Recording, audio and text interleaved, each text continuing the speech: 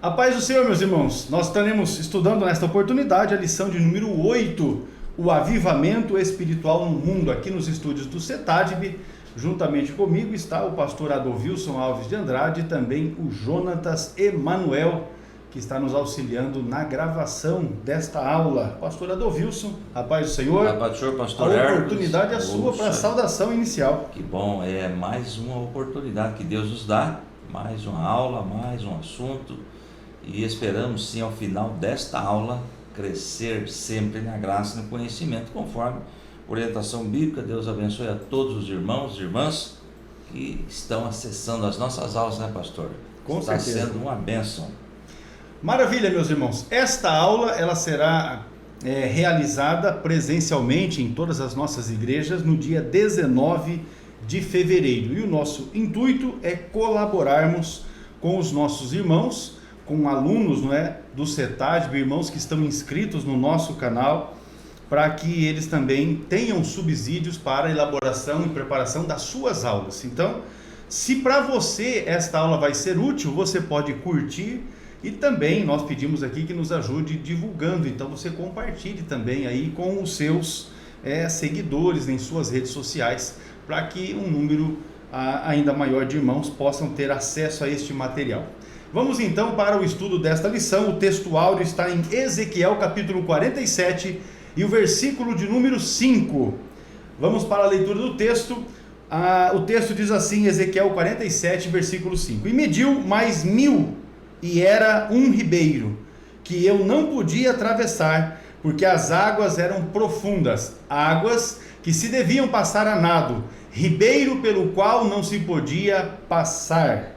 Texto áureo então desta lição, o avivamento espiritual no mundo. A verdade prática diz o seguinte: somente por intermédio do movimento do Espírito Santo, o mundo pode experimentar o verdadeiro avivamento espiritual. É o que está ensinando a verdade prática. E o estudo desta lição parte de dois trechos, do Antigo Testamento. Inclusive trechos, eu comentei com o pastor Adolvilson aqui, ainda antes de iniciarmos esta aula, que são textos que nós estudamos na última lição do quarto trimestre de 2022. E aqui nós temos um trecho de Ezequiel 37, do Vale de Ossos Secos, e também Ezequiel 47, o rio de águas que brota ali do templo. Ezequiel 37, versículos de 7 a 10, se você não tem a sua lição, você pode acompanhar através da sua Bíblia. E também Ezequiel capítulo 47, os versículos de 1 a 5 e também o versículo de número 9. Vamos então acompanhar a leitura juntamente com o pastor Adolvilson. Ezequiel 37, verso 7. Então profetizei como se me deu ordem, e houve um ruído, enquanto eu profetizava, e eis que se fez um rebuliço, e os ossos se juntaram, cada osso ao seu osso. E olhei, e eis que vieram nervos sobre eles, e cresceu a carne, e estendeu-se a pele sobre eles por cima, mas não havia neles espírito. E ele me disse: profetiza ao espírito, profetiza ao filho do homem, e dize ao espírito: assim diz o Senhor Jeová, vem dos quatro ventos, ó espírito, e assopra sobre estes mortos para que vivam. E profetizei como ele me deu ordem. Então o Espírito entrou neles, e viveram, e se puseram em pé, um exército grande em extremo. Depois disso, me fez voltar à entrada da casa, e eis que saíam umas águas de debaixo do umbral da casa, para o oriente, porque a face da casa olhava para o oriente, e as águas vinham de baixo, desde a banda direita da casa, da banda do sul do altar. E ele me tirou pelo caminho da porta do norte, e me fez dar uma volta pelo caminho de fora, até a porta exterior, pelo caminho que olha para o oriente. E eis que corriam as águas desde a banda direita. Saiu aquele homem para o oriente, tendo na mão um cordel de medir, e mediu 1000 côvados, e me fez passar pelas águas que me davam pelos tornozelos. E mediu mais 1000, e me fez passar pelas águas que me davam pelos joelhos, e mediu mais 10.000, e me fez passar pelas águas, águas que me davam pelos lombos, e mediu mais 1000, e era um ribeiro que eu não podia atravessar, porque as águas eram profundas, águas que se deviam passar a nado, ribeiro pelo qual não se podia passar. E será que toda criatura vivente que viver por onde quer que entrarem esses 2 ribeiros viverá, e haverá muitíssimo peixe, porque lá chegarão essas águas e sararão, e viverá tudo por onde quer que entrar esse ribeiro. Maravilha, está aí então a leitura desses 2 trechos, o primeiro alusivo ao Vale de Ossos Secos e o segundo trecho alusivo ao rio de águas que brota do templo, do altar, não é, do templo em Jerusalém.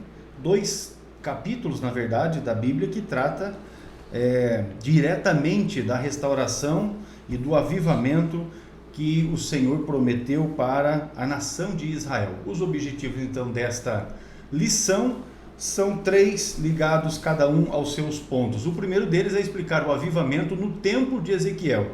O segundo é identificar os grandes avivamentos no mundo. E o terceiro, não menos importante, é mostrar que os avivamentos mudam o rumo da história. Veja que nós vamos abordar aqui temas bastante importantes e que de fato devem produzir nas nossas vidas, porque tudo isso que nós estamos aqui tratando como objetivo da lição mexe diretamente com a nossa vida. Se começar por nós, certamente alcançará êxito, e esse despertamento, que é a palavra-chave, virá não só sobre a nossa vida, sobre a nossa família, nossa casa, sobre a nossa igreja, sobre a nossa nação. Enfim, o mundo terá repercussões caso esse despertamento comece certamente pelas nossas vidas. Vamos então para a introdução desta lição, a lição de número 8, que você pode acompanhar se você tem a sua lição, e se você não tem, eu vou dar aqui uma dica. Eu conversando com uma das gerentes das lojas da CPAD esta semana, eu fui informado de que ainda existem, à disposição algumas revistas, alguns fascículos desta lição, Aviva a Tua Obra, esta lição aqui. Eu acho que é importante que você tenha ela em mãos para acompanhar o estudo das lições que ainda faltam, uma vez que nós estamos agora iniciando a segunda metade do trimestre, podemos dizer assim, mas para que você tenha também em sua casa para consultas, para que em algum momento que você precisar elaborar algum estudo, você tenha também esta revista, porque os assuntos que aqui estão ligados ao avivamento e à necessidade de um avivamento atualmente são importantes para as nossas vidas. Vamos lá, pastor Adovils? Pastor, antes eu queria definir esta palavra despertamento. É interessante que de Gênesis ao Apocalipse, o nosso Deus sempre está estimulando o seu povo, a nação, para um despertamento. E eu marquei aqui para corroborar, pastor, Romanos 13, 11 e 12, e digo isto a vós outros, que conheceis o tempo, já é hora de vos despertardes do sono, porque a nossa salvação está agora mais perto do que quando no princípio cremos. Vai alta a noite e vem chegando o dia. Deixemos, pois, as obras das trevas e revistamo-nos das armas da luz. O foco, despertamento, despertar do sono, é a palavra-chave desta lição que nós estamos já estudando hoje, a lição de número 8. Muito bem, a introdução, o que Deus fez no tempo de Ezequiel ainda pode fazer atualmente. Claro, o nosso Deus, ele é o mesmo ontem, hoje e eternamente, conforme Hebreus capítulo 13 e versículo 8, ele não muda, e o desejo de Deus é trazer este avivamento, não é? Ele produziu avivamentos em várias partes do mundo, que nós vamos observar aqui nesta lição, notadamente nos séculos 18 e 19, e no século 20 também contemplamos um grande avivamento por intermédio do movimento pentecostal. Cremos que antes da vinda de Jesus, para arrebatar a sua igreja, fato que está prestes a acontecer, Deus pode despertar um grande avivamento mundial. Então, nessa lição, queridos irmãos, estaremos estudando, Ezequiel 37, ou melhor, nessa primeira parte, Ezequiel 37 e 47, os avivamentos espirituais que ocorreram no mundo também. Maravilha, meus irmãos. Deixa eu dizer uma coisa aqui. Essa semana eu conversando com um irmão que é assíduo, sempre assiste às nossas aulas, é um pastor, Aí ele me questionou: pastor, o que é que vocês têm aí na mesa? Deixa eu dizer aqui, ó. Aqui tem o material do box do curso do CETADB, aqui curso para discipulado de novos convertidos. Esse aqui é o módulo de família cristã do curso básico de teologia. Aqui é o módulo do curso de casais, né? É o lar cristão e a vida conjugal. Esse aqui é o módulo do curso de formação de educadores cristãos, um curso que nós temos para formação de professores. Aqui o módulo, o livro do curso de formação de obreiros. Aqui é o módulo do curso de perguntas escatológicas, que está em português, e aqui de perguntas escatológicas, que é o mesmo curso, só que em espanhol. Atrás dos livros, veja aqui, ó, aqui está a minha Bíblia, a minha revista, um copo de água, o meu óculos e o meu tablet, onde eu uso o tablet porque aqui nós temos várias versões de Bíblias diferentes, e de repente, enquanto estamos fazendo aqui algum comentário, enquanto o pastor Adolvilson está fazendo um comentário e citando um versículo, eu pesquiso aqui aquele versículo que ele está citando em outras versões, porque de repente pode clarear alguma coisa para os irmãos. É o que tem aqui, que alguém acha que tem alguma misteriosidade, que a gente tem ideias que brotam assim, nada disso. É simples aqui o trabalho que nós estamos fazendo. Vamos então para o primeiro ponto, não é, da nossa lição de hoje, que é o avivamento no tempo de Ezequiel. É importante, meus irmãos, nós destacarmos aqui que a profecia de Ezequiel, ela fez isso relembrando aquilo que nós já estudamos no último trimestre do ano passado, conforme nós já comentamos aqui. A nação de Israel havia sido levado para o cativeiro, não é, na Babilônia, e Ezequiel tem revelações de Deus a partir do cativeiro. Ezequiel, já estava no cativeiro e ele tem visões de Deus. E enquanto ele estava já deportado, a deportação ainda se sucedeu, ela também estava acontecendo, mas ele já estava lá. E ele tem então as visões de Deus a respeito da deportação que estava acontecendo e também desta restauração, que é exatamente o que nós vamos verificar hoje aqui. Então, o primeiro aspecto desse avivamento do tempo de Ezequiel diz respeito à calamidade e à restauração de Israel. O profeta Ezequiel, ele alertou o povo, ele estava falando da parte de Deus a respeito dos duros juízos de Deus que viria contra o povo em função da desobediência e da apostasia, ou seja, do afastamento do povo em relação a Deus. Porque o povo se afastou de Deus, haveriam duros juízos, e agora já estava acontecendo exatamente com a deportação, o sofrimento que o povo passou, muita gente morreu, e Deus preservou aqueles que ele quis. Diante então de tão grande calamidade espiritual, o Senhor teve misericórdia e poupou o povo da destruição total. Ele restaurou a nação eleita com base na escritura que está no livro de Ezequiel, capítulo de número 36, e o versículo de número 21, que inclusive está na sua lição, e esse texto diz assim, mas eu os poupei por amor do meu santo nome, que a casa de Israel profanou entre as nações para onde foi. Então, o texto, não é, a partir do capítulo 36, ele trata exatamente da restauração que Deus haveria de promover em relação à nação de Israel. Aí depois nós temos o aspecto do vale de ossos secos, que é exatamente a visão que Deus dá para ele. E aí o pastor Adolvilson é quem está com a palavra. Exatamente, nós vamos comentar agora sobre essa questão do vale dos ossos secos, não é? Queridos, nós já vimos esse assunto, já estudamos em aulas anteriores, que o profeta Ezequiel, conforme o pastor já disse, lá na Babilônia, às margens do rio Quebar, ele recebeu uma visão a respeito do vale de ossos secos. A primeira interpretação desta visão do vale de ossos secos se refere à restauração de Israel. Então essa visão era uma representação do estado espiritual do povo de Israel. Para esse povo, Deus ordenou a Ezequiel profetizar sobre os ossos secos, lembrando que isso aqui é uma visão, não é? Havia uma promessa ali de um grande avivamento nacional. Depois de profetizar, Ezequiel contemplou um grande milagre, olha aí, em visão, e profetizei, como ele me deu ordem. Então o Espírito entrou neles e viveram e se puseram em pé um exército grande em extremo. Agora veja bem aqui uma colocação que eu quero fazer, pastor. Nós temos aqui uma nação morta, porém, promessa de restauração, e o nosso Deus restauraria um avivamento que iria acontecer, não é? Que seria, claro, enviado por Deus. E lá no Ezequiel 37:8 diz assim: olhei e os ossos foram cobertos de tendões depois que ele profetizou, e de carne depois de pele, mas não havia espírito neles. Ou seja, é interessante esta visão.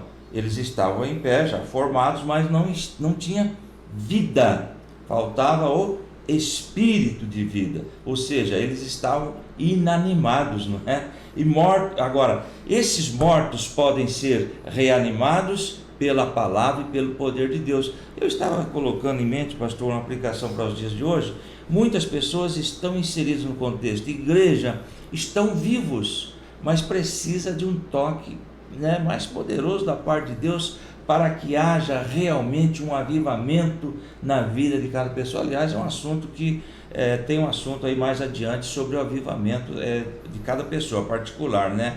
E aí no versículo 9 diz assim: a seguir me diz: profetize ao Espírito, profetize, filho do homem, e diga-lhe: assim diz o soberano Senhor, venha desde os quatro ventos, ó Espírito, e sopre dentro desses mortos para que vivam. Profetizei conforme a ordem recebida, e o Espírito entrou neles, e receberam vida e se puseram em pé, e era um grande exército. Pastor, é interessante que o ser humano ele é formado de corpo, alma e espírito. A parte que tem conhecimento de Deus é justamente o Espírito. Estava faltando aqui esse Espírito que tem contato com Deus, que tem conhecimento de Deus. Por isso que ele fala aqui, estava sem vida, estava sem o Espírito. Quando foi implantado, aí teve ali um reavivamento, um conhecimento das coisas de Deus. Maravilha, o texto fica muito claro para nós, no versículo de número 11, que a profecia de Ezequiel estava falando exatamente a respeito do povo de Israel, exatamente, os judeus, porque o texto diz: então me disse, filho do homem, estes ossos são toda a casa de Israel. Eis que dizem: os nossos ossos se secaram e pereceu a nossa esperança, nós estamos cortados. Então é uma profecia específica com relação à restauração que Deus executaria com relação a Israel. Agora você observa que esse ajuntamento de partes é no sentido de novamente formar um corpo, uma vez que a nação de Israel estava espalhada, não é? Nós sabemos, né, que as tribos do sul, as duas tribos do sul, foram para o cativeiro da Babilônia, mas as 10 tribos do norte, que anteriormente já havia sido deportada para a Síria, a respeito dessas 10 tribos que foram para a Síria, não existe informação a respeito de restauração, não existe. Esse povo se espalhou e não tem mais relato na Bíblia a respeito desse povo. Agora Deus está dizendo: eu vou juntar os corpos, vou juntar os ossos, vou juntar aqui os nervos, vou juntar os tendões. Então ele está falando o quê? De partes que são pessoas que são membros de um corpo, e ele vai formar um corpo.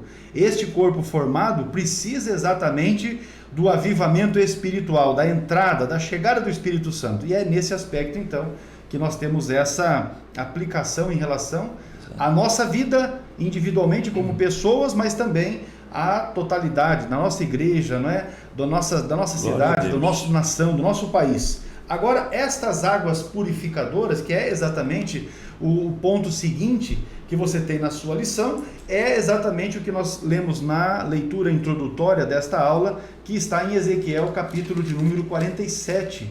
E esta diz respeito a um rio que brota a partir do templo de Jerusalém, não é? Templo esse que será edificado, porque sabemos que atualmente, 2022, não existe o templo, não é, em Jerusalém, esse templo que vai ser edificado. Aí a visão de Ezequiel a respeito deste templo futuro diz respeito que lá do altar, da banda direita do altar, vai brotar um rio de água que vai correr pelo altar, vai correr pelo templo e vai descer ali pelos montes de Jerusalém, vai formar 2 ribeiros, e o texto fala desse ribeiro, por onde ele passar, haverá uma restauração de vida, e é este o aspecto da lição agora. Pastor, vamos fazer aqui uma colocação prática neste assunto. Nós estamos falando de ser cheio do Espírito Santo, nós estamos falando de aviva a tua obra. Então eu quero fazer uma colocação aqui, uma colocação bem rápida, pastor, sobre torrentes das águas purificadoras. Lá em Ezequiel 47, é interessante, imagine uma pessoa entrando em um rio, não é? Entrando em um rio. O primeiro estágio que eu vejo uma pessoa entrando em um rio, as águas vão pelos artelhos ou pelos pés, não é? Tem um significado aí, pastor. Os pés são lavados, perdão, nova vida, novo caminhar. Imagina uma pessoa entrando dentro desse rio. Porém, quando a pessoa começa a entrar no rio, a profundidade é pouca, não é? A profundidade é pouca. Tá no raso. Ainda ele está no raso, não é? Ou seja, o que nós aprendemos aí, não é? Que o servo ainda se submete à sua própria vontade, ou seja, ele tem controle, não é mesmo? E ocorre aí, pastor, um perigo de voltar atrás é iminente. Então veja bem que ele entra no rio, ele está no raso, ele pode ir para a esquerda, para a direita, ele pode retornar. Agora o segundo estágio, já a água vão pelos joelhos. Olha o que acontece. O servo começa a se aprofundar na vida espiritual, né? Começa a aprender a ser humilde. Ele já não tem tanta liberdade de movimento, porque já tem um pouco de água ali, aumentou o volume, não é? Aí o Espírito Santo começa a ter domínio sobre esta pessoa. Eu quero que você imagine uma pessoa entrando em um rio. E tem aí o terceiro estágio, que as águas já estão pelos lombos. O coração aí é envolvido pela obra do Senhor. O servo já começa a amadurecer espiritualmente. Os sentimentos e a vontade própria são entregues ao Senhor. Veja bem.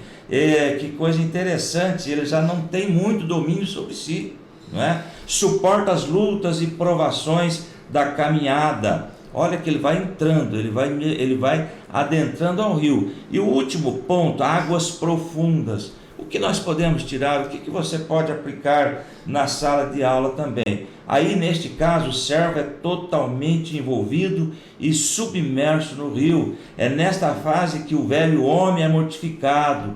Toda a sua vida agora é conduzido pelas correntezas do rio, que ele não tem mais movimento.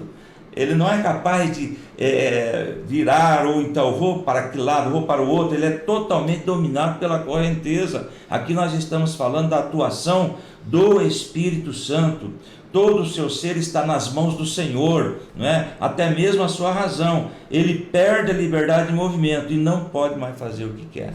Então a pessoa vai mergulhando. Isto, nós estamos vendo aí um grande avivamento na vida da pessoa. Nós precisamos mergulhar cada dia mais no Espírito Santo e deixar Ele dirigir as nossas vidas totalmente, pastor. Muito bem, o movimento aqui, o pastor está fazendo a conotação com a água, né? A ação do Espírito Santo, fazendo alusão com a água. E eu me recordei de um texto que é João capítulo 3, versículo 8, que foi o texto que um pastor por nome Silvio pregava na manhã do dia 9 de abril, quando eu aceitei Jesus. O vento assopra onde quer, ouves a sua voz, mas não sabe de onde vem, nem para onde vai. Assim é todo aquele que é nascido do Espírito. Na mesma proporção, aqui em João falando sobre o vento e Ezequiel falando a respeito da água. E o fato de chegar ao ponto dessa profundidade fazer com que ele não consiga mais caminhar, mas tem que ser a nado, também mostra exatamente o distanciamento que a gente acaba tendo a partir do momento que a gente não está mais em contato com a terra. Exatamente. Nós estamos envolvidos pelas coisas do Espírito. E o fato, meus irmãos, nós já falamos isso e eu me recordei que frisamos isso muito na lição de número 7, que nós estudamos a respeito de Estevão. O que faz a diferença de fato na vida de alguém é a ação do Espírito Santo, é o envolvimento do tal com o Espírito Santo, que é exatamente algo que estaremos estudando já na próxima lição, na verdade na seguinte, na lição de número 10, você vai poder entender isso. O nosso envolvimento com o Espírito Santo é que fará a diferença em relação ao avivamento das nossas vidas e que poderá influenciar também a vida de outros. Finalizando então este primeiro ponto, o vale de ossos secos e as águas purificadoras são duas imagens que revelam como Deus pode avivar o seu povo. Cabe a cada um deixar Deus se mover em nossas vidas para promover primeiro a mudança em nós, a transformação em nós, e aí depois influenciando outras vidas, outras pessoas, porque isso é aquilo que ocorre quando um verdadeiro avivamento vem sobre a face da terra. Vamos avançar, meu pastor? Vamos lá. Vamos abrir agora um intervalo e nós já vamos voltar com o tópico de número 2, os grandes avivamentos no mundo. Vamos lá, já voltamos.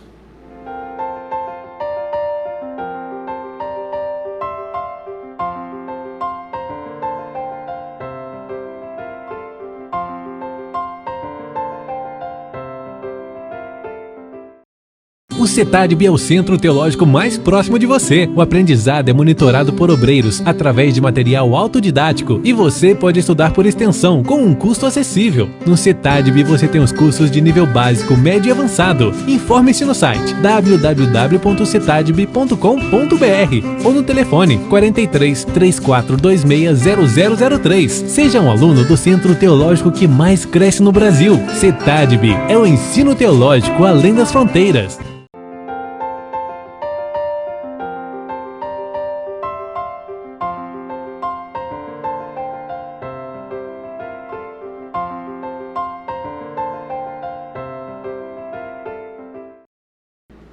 Muito bem, meus irmãos, retomando aqui a nossa aula, a lição que está em curso é a lição de número 8, o avivamento espiritual no mundo. E agora vamos para o tópico de número 2, os grandes avivamentos no mundo. Pastor Adalvilson. Muito bem, houve períodos, está na sua lição, tópico 2, subponto 1, né? Houve períodos em que o continente europeu estava na situação idêntica ao povo de Israel, no contexto das profecias de Ezequiel 37 e 47, ou seja, decadência. Pela misericórdia divina, não tardou Deus usar pessoas cheias do Espírito Santo. Veja bem, pastor e queridos irmãos, que o desejo de Deus desde o princípio é que o povo seja cheio de Deus, que obedeça a sua palavra, que possam ter uma vida abundante através da sua palavra. E sempre é o desejo de Deus de Gênesis ao Apocalipse, não é? Não tardou Deus em usar pessoas cheias do Espírito Santo para clamarem e perseverarem por um avivamento espiritual. O Senhor queria avivar o velho continente. É interessante, pastor, que nós precisamos de Deus para adorar a Deus. Veja bem que ele procura pessoas cheias do Espírito Santo. E eu leio João 15:5, está escrito lá, quer ver? Eu sou a videira verdadeira e vós as varas, quem está em mim e eu nele, esse dá muito fruto, porque sem mim nada podeis fazer. Portanto, é Ele que enche do Espírito, é Ele que conduz uma pessoa a fazer uma grande obra, conforme nós vamos ver aqui. Grandes avivamentos ocorreram através de homens cheios do Espírito Santo. Ele enche as pessoas do Espírito Santo e Ele quer adoração, Ele quer que o avivamento aconteça através dessas pessoas. Sem Jesus, nada podemos fazer. Até para adorá-lo, nós precisamos dele. Interessante. Fique atento para você verificar que nós vamos mencionar aqui alguns avivamentos que aconteceram e você vai observar que esses avivamentos sempre começaram com uma pessoa. Glória a Deus. Então, às vezes o indivíduo fala, não, vamos fazer uma reunião para buscarmos a Deus e tal, para que Deus envie um avivamento. É ótimo, o pensamento é muito bom, mas começa com você.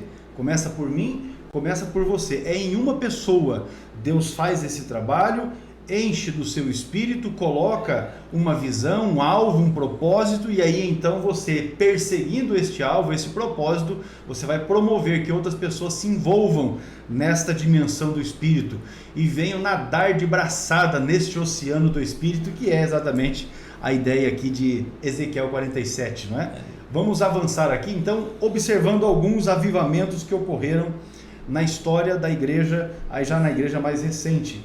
Na Alemanha, por volta de 1722, o conde Zinzendorf, ele era um missionário, ele era morável, e nesse fervor missionário que tomou conta da vida dele, esse também se espalhou pelo continente europeu e chegou inclusive até a América, porque os moráveis ocuparam um bom pedaço dos Estados Unidos, não é?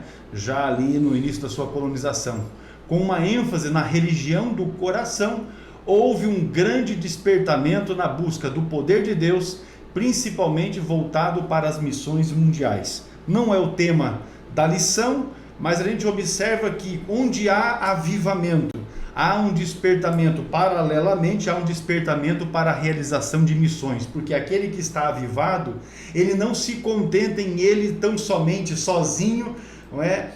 Viver este avivamento, porque não tem como um braseiro se manter aceso se não for ali um conjunto, e ele então tem esse desejo, a alma avivada tem esse desejo de alcançar outras pessoas, outros povos, outros bairros, outras cidades, e enfim, realizar o trabalho desta forma. Foi exatamente o que Zinzendorf realizou a partir da Alemanha, promovendo um avivamento que ocorreu lá na Alemanha, mas também alcançou outros países.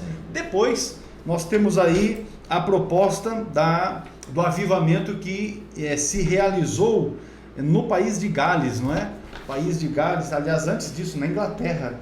Na Inglaterra, que ocorreu com John Wesley, Carlos Wesley, que eram irmãos, e também através de George Whitefield. Exatamente, o tópico 2. Pastor, antes, só um minutinho, claro. Essa questão da Morávia, é bom que o professor localize no mapa, faça uma pesquisa, na região da Europa Central, né? Lá na República Tcheca, que é comentado aqui. E eles tinham um lema: nosso Cordeiro venceu, vamos segui-lo. Esses moravianos foram os primeiros protestantes a colocar em prática a ideia de que a evangelização dos perdidos é dever de toda a igreja. Sempre eu digo, pastor, para os alunos assim: olha, se a igreja não faz evangelismo e não faz missões, não está cumprindo seu papel. Com certeza. Que o papel da igreja, lógico, é acolher o povo.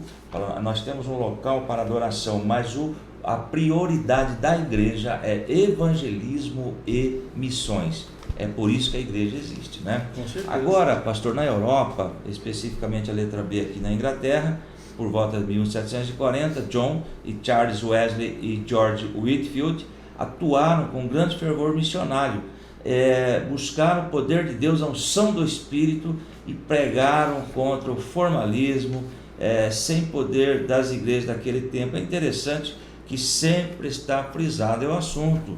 Olha lá, ó, a unção do Espírito, buscando o poder do alto. Um grande avivamento desceu sobre a nação inglesa. Olha aí, ó, 3 homens envolvidos. É interessante como Deus trabalha. E eu escrevi aqui: foram estes os homens que Deus usou na pregação e como instrumentos para reavivar a igreja na Inglaterra e assim transformar completamente um país, pastor. Com certeza. Então veja como Deus ele trabalha. Uma pessoa muda uma família, muda uma igreja, muda uma cidade e até uma nação.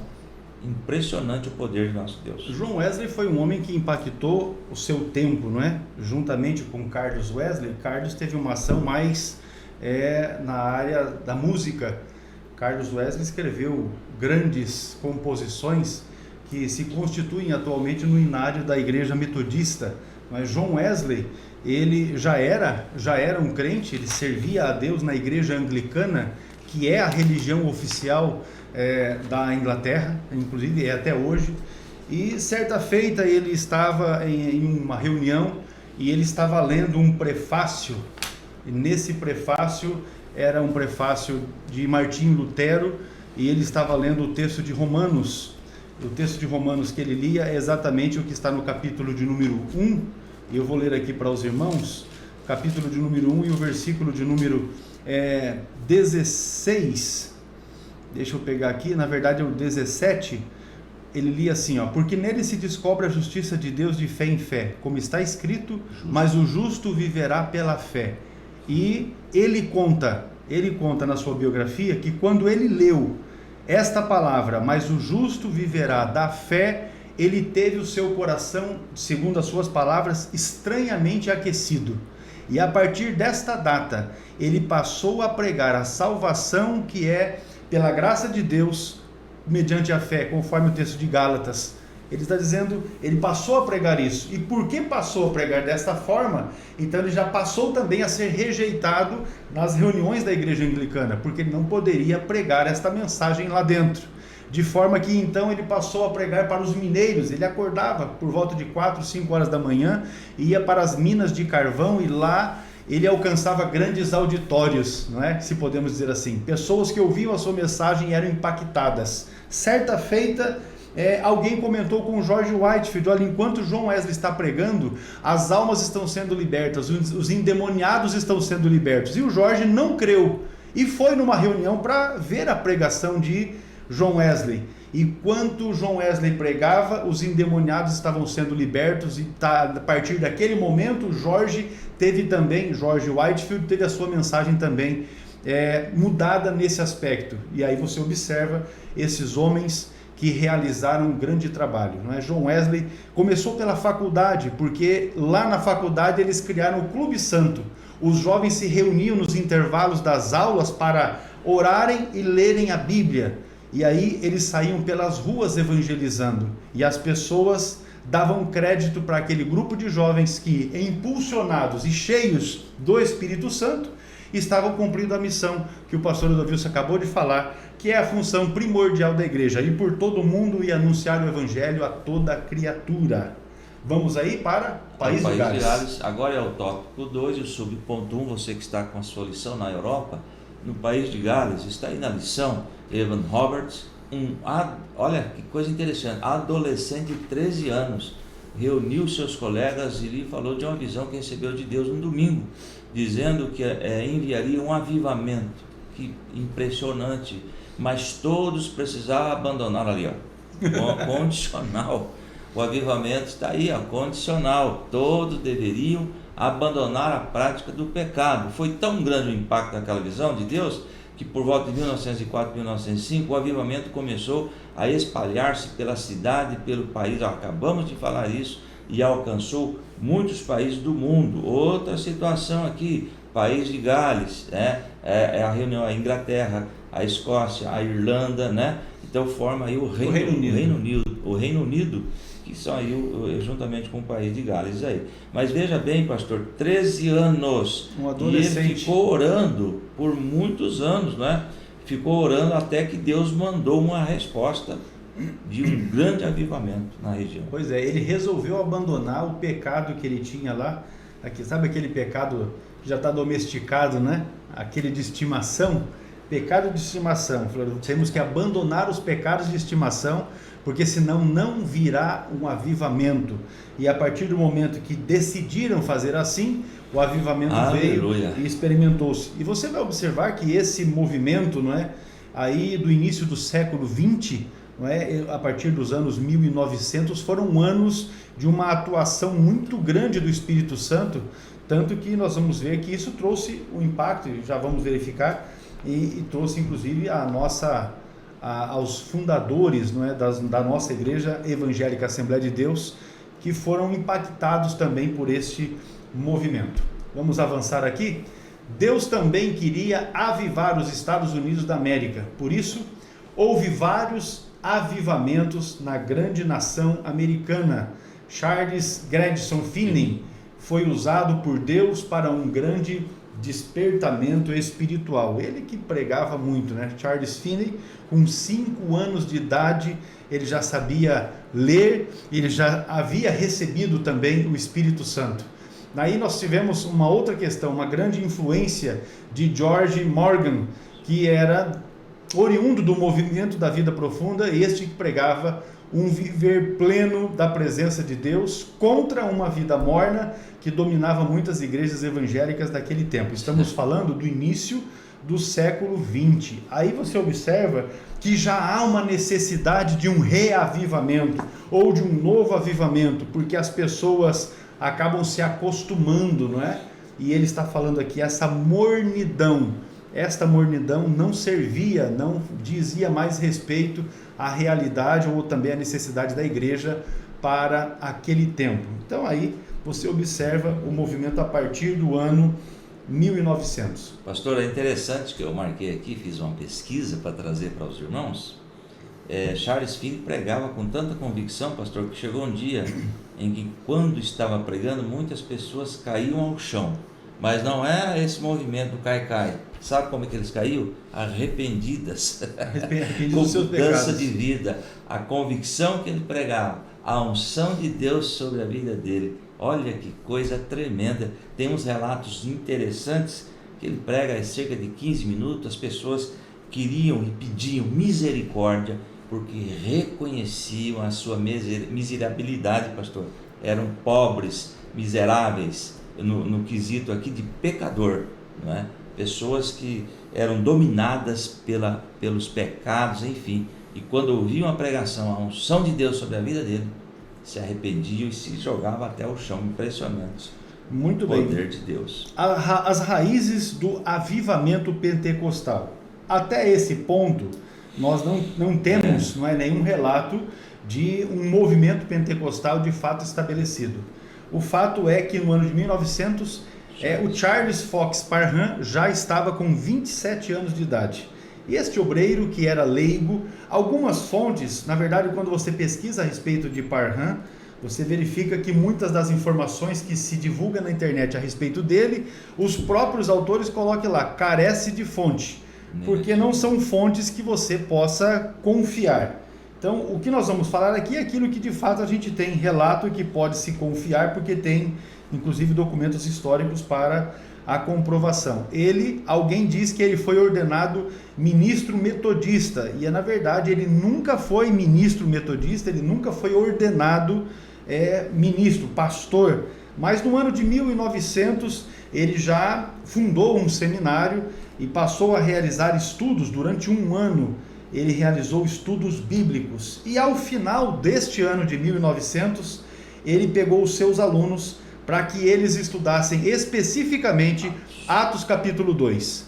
Então você observe que uma classe que, segundo a história, contava ali com aproximadamente 40 alunos, eles passaram a estudar a respeito de Atos capítulo 2. Por quê? Ele foi um dos que trouxeram novamente à tona o pensamento teológico e bíblico de que o batismo com o Espírito Santo, ele necessita de uma evidência comprovatória, e para ele, assim como está na Bíblia, esta evidência é o falar em outras línguas. Então ele pregava e passou a pregar que o batismo com o Espírito Santo acontecia quando havia evidência de falar em línguas. Isso porque ele havia ouvido relatos de pessoas que, após receberem o Espírito Santo, falaram em línguas, conforme está em Atos dos Apóstolos. E a pesquisa que ele fez junto aos seus alunos do seminário dizia a respeito a isso.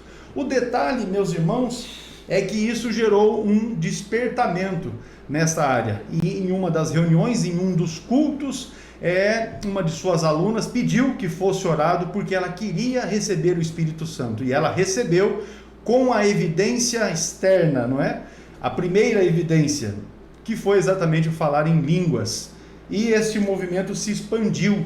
A partir dali, nós vamos ver então surgir uma outra pessoa. E este é aquele que é de fato conhecido como o pai do movimento pentecostal atual, que é o William Seymour. William Seymour, quando você pesquisa a respeito dele, você vai verificar que ele foi um dos alunos, exatamente um dos alunos do Parham. Porém, como William Seymour era negro, ele não podia ficar dentro da classe com os demais alunos. Então ele assistiu às aulas de Parham estando com a sua cadeira, a sua mesa no corredor, para o lado de fora da sala. Ele ouviu esta pregação, este ensino, e foi também impactado pela ação do Espírito Santo, no sentido de ser batizado com o Espírito Santo, também com a evidência inicial de falar línguas estranhas, outras línguas. Então você veja aí este movimento iniciado com Parham e depois na sequência com William Seymour. Por que destacamos o William Seymour?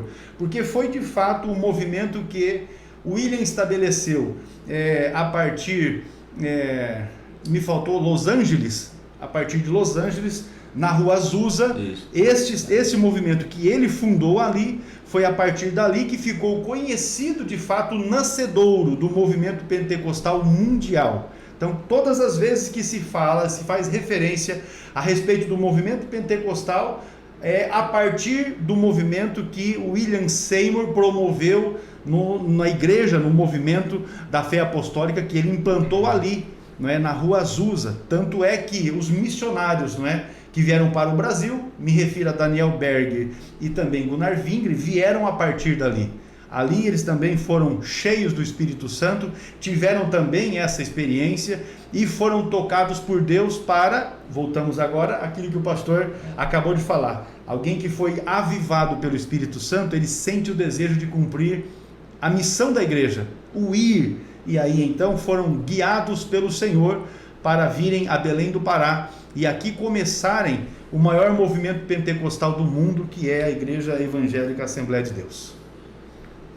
Muito bem, pastor, esse avivamento da Rua Azusa é muito conhecido já, nós assembleanos já estudamos muito a sobre respeito isso, disso, com certeza. mas a princípio tinha uma propaganda negativa, né? Olha o que foi escrito num determinado jornal: com gritos estranhos e pronunciando coisas que aparentemente nenhum mortal, em seu juízo normal, pudesse entender, teve início em Los Angeles a mais recente seita religiosa.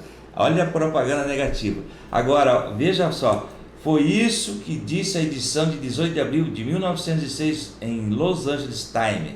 As reuniões aconteceram em um prédio decadente da Rua Azusa e os devotos da doutrina estranha praticavam os ritos mais fanáticos, pregam as mais extravagantes teorias. Agora, olha o que aconteceu. A publicidade negativa realmente ajudou a trazer mais pessoas, porque eles ficaram curiosos, né? Algumas coisas sobrenaturais aconteciam naquele prédio antigo, onde o Seymour, pregador batista negro, recém-chegado de Houston, chamava crentes a dar um passo a mais, na verdade 2 passos. Ele queria que eles se santificassem e que fossem batizados no Espírito Santo. E o batismo, dizia ele, seria acompanhado pelo falar em línguas estranhas. A propaganda negativa atraiu mais pessoas que foram impactadas pelo poder do Evangelho. Mas tudo isso é uma consequência exatamente dessa ação direta do Espírito Claro, Santo de Deus. sem dúvida. Veja assim, ó, o Espírito Santo de Deus começou a mover através de Seymour, despertando nele. E aqui, na verdade, esse assunto ele já era um assunto muito delicado e atualmente também é um assunto bastante delicado. O fato de William Seymour ser negro, Exatamente. ele não podia estar na classe com os brancos. Racismo. Mas ainda assim, meus irmãos, ainda assim, ele não se deixou ou ser menosprezado por esta questão e quis aprender. E o seu desejo, esse desejo que brotou nele, fez com que ele fosse um homem cheio do Espírito Santo e fosse o precursor deste maior movimento de Deus no sentido de avivamento da igreja, porque a igreja era decadente naqueles dias e precisava de uma ação direta de Deus. E este homem foi utilizado como ferramenta, como instrumento de Deus, assim como Deus pode usar a cada um de nós. É óbvio que nós também devemos desejar, devemos nos deixar usar como ferramentas, como instrumentos de Deus, para que esta obra seja de fato concretizada. E isso, meus irmãos, não é coisa para daqui 1 ano, para daqui 10 anos, para daqui 20 anos. Isso é para agora. Deus deseja avivar a sua igreja, porém precisa que homens, mulheres, jovens, adolescentes, crianças desejem uma ação dele diretamente, e a começar nas suas vidas. É como diz uma certa canção: a começar em mim quebra corações. Precisamos nos voltar para Deus e deixar que este avivamento aconteça e comece exatamente pelas nossas vidas. Os grandes avivamentos que marcaram a Europa, que impactaram os Estados Unidos, e são os que formaram, as raízes do avivamento, esse avivamento pentecostal que nós, especialmente como assembleianos, fazemos parte. Isso. Vamos avançar aqui, tópico de número 3. E este fala a respeito do avivamento ou dos avivamentos que mudam a história. Muito bem, tópico 3 e subponto 1. O consenso entre os estudiosos da informação é que os maiores avivamentos no mundo trouxeram impactos profundos na política, na economia e na cultura. Veja bem a abrangência desses avivamentos. Poderíamos citar inúmeros exemplos, mas fiquemos com o que ocorreu entre os pentecostais nos Estados Unidos, né? Num contexto aí, de tragédia do racismo. Aliás, o nosso Deus, ele não faz acepção de pessoas, tanto é que temos aí um negro exercendo o ministério, né, no começo da história aí de nossa igreja, tá? Então, mesmo entre as igrejas históricas, foi possível contemplar vítimas dos séculos de conflitos raciais cultuando ao Senhor, falando em línguas estranhas e se alegrando no Espírito. Efésios 2 e 14. Ali está escrito que uma barreira foi quebrada. Quer ver? Efésios 2 e 14. Pois ele é a nossa paz, o qual de ambos fez um. Ele destruiu a barreira e o muro de inimizade. Só Um verdadeiro avivamento espiritual remove o pecado da divisão de quaisquer espécie. Louvado seja o nome do Senhor Jesus. Pois veja bem, meus irmãos, é só os ignorantes que não querem ver que esta barreira já foi derrubada, não é? Parham, William Seymour, essas pessoas sofreram, na verdade, em sua época, especialmente o William, porque era negro, mas veja que Atos dos Apóstolos, quando nós temos ali Filipe evangelizando o eunuco da rainha Candace, ninguém pense que aquele eunuco era um loiro de olhos azuis, não era, mas Filipe correu ao lado daquela carruagem e viu que ele estava lendo a escritura, e eles, olha, você entende o que lê? E eles, olha, o que é que eu vou entender se não tem quem me explica? Parou a carruagem, Filipe subiu, explicou, anunciou para ele a salvação em Cristo Jesus, e quando ele viu o árbitro, falou, olha, o que me impede de ser batizado? Filipe então desceu da carruagem, ambos desceram, não é? E o eunuco foi batizado. Veja então que é mais uma demonstração, e essa já em Atos dos Apóstolos, de que essa barreira, ela está na verdade nos corações e nas mentes de pessoas que são ignorantes e que têm alguma dificuldadezinha de se sujeitarem a Deus, porque a Bíblia nos mostra por muitos textos, e que não é aqui o assunto da lição, que esse tipo de barreira, especialmente de preconceito aqui, deve ser caído por terra ou derrubado por terra. Vamos então, meus irmãos, apenas valorizar o seguinte: só um verdadeiro avivamento espiritual remove o pecado da divisão de quaisquer espécies. E aí, meus irmãos, é a ação de Deus. E se nós não deixarmos Deus começar nas nossas vidas essa mudança, o avivamento não virá. Nós precisamos dar lugar ao Espírito Santo para que ele arranque toda a sujeira, toda a coisa ruim que está embrenhada em nossos corações, para que de fato possamos experimentar um avivamento. Veja o exemplo que nós acabamos de ver aqui, o jovem de 13 anos, o Evan Roberts, lá de País de Gales, que reuniu os seus amigos e disse, nós temos que abandonar o pecado, senão não virá o avivamento que está prometido. Muito bem, tópico 3 e subponto 2, a geração depois dos avivamentos. E agora, como é que está esta geração? Também é consenso que em várias partes do mundo os avivamentos provocaram mudanças nas igrejas, mas, infelizmente, não perduraram. Em muitos lugares a chama se apagou. Os instrumentos de Deus que incendiaram nações passaram, e os seus sucessores não tiveram o mesmo ímpeto de manter o fogo aceso. Lá em Provérbios 26, né, e verso 20, a parte A, um texto muito conhecido: sem lenha, a fogueira se apaga. Não é? Eu marquei aqui, pastor, quando uma pessoa tem uma experiência real com Jesus, algo como um fogo de Deus invade o seu coração. Ela se sente revivida, renovada, animada, inspirada, pronta para qualquer desafio, é capaz de vencer antigas barreiras, vícios e problemas. No entanto, e é assim que acontece mesmo, depois de algum tempo podemos perceber que esse fogo se apaga em alguns crentes. O que houve? Faltou alimentar o fogo em nosso coração, o fogo de Deus. E para manter aceso o fogo, né, e alimentar a fogueira com o graveto da oração e com o graveto da leitura bíblica. Então, com o passar dos anos, assim acontece com a pessoa que aceita Cristo, aquele fervor inicial, se ela não alimentar esta fogueira, ela vai se apagando lentamente. E a orientação hoje é alimentar a fogueira, não é? Com o graveto da oração e o gravetinho da leitura bíblica, e a chama vai se acender em nome de Jesus. Muito bem, partindo da ideia de Hebreus de que o nosso Senhor, mesmo. O nosso Deus é o mesmo ontem, hoje e sempre, nós podemos tirar a compreensão que inclusive consta da revista: o mesmo Deus que era o Deus de John Wesley, que foi o Deus de Charles Finney e também de William Seymour, ele continua sendo o mesmo, ele não mudou. Glória e ele a Deus. deseja avivar homens, mulheres, jovens, crianças, enfim, que desejam ter um envolvimento mais profundo com o seu Santo Espírito. Mais do que nunca, nós precisamos sentir a mesma necessidade que esses homens de Deus sentiram em seus tempos e buscarmos um verdadeiro avivamento espiritual para as igrejas da atualidade. O Espírito Santo, ele deseja avivar o seu povo, e o povo de Deus precisa deste avivamento. Cada um de nós devemos nos voltar para Deus e dizermos: Senhor, faz de novo, realiza novamente esta obra do avivamento que é necessária nos nossos dias. Glória a Deus. Eu quero encerrar, pastor, dizendo assim, eu marquei aqui, para não esquecer: avivamento é quando o Espírito Santo renova, reaviva e desperta a igreja sonolenta, abatida e corrompida pelo pecado.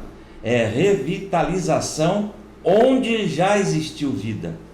Olha aí, geralmente o avivamento veio por um homem e se espalhou por continentes inteiros. Portanto, o avivamento começa em mim, no pastor Hércules, no Jonathan e você que está nos acompanhando. O avivamento começa em nós. Ao longo da história, os avivamentos espirituais impactaram o mundo em diferentes modos. Acabamos de ver isso. Cultural, político e econômico. Onde tem avivamento, onde tem pessoas de fato envolvidas com Deus, comprometidas com Deus, a cultura não é essa cultura a citar como exemplo, como a que está sendo difundida atualmente no nosso país. Uma coisa nojenta que não tem cabimento. A questão política, eu acho que não precisa nem comentar, né? Dispensa comentários. Veja como é necessário um avivamento. E a questão econômica, então, nem se fala, não é? Nem se fala da questão econômica. Veja, então, como as coisas acontecem. Por que países de primeiro mundo têm na sua essência, ou no seu berço, no seu formadouro, o movimento cristão evangélico, não é? Protestante?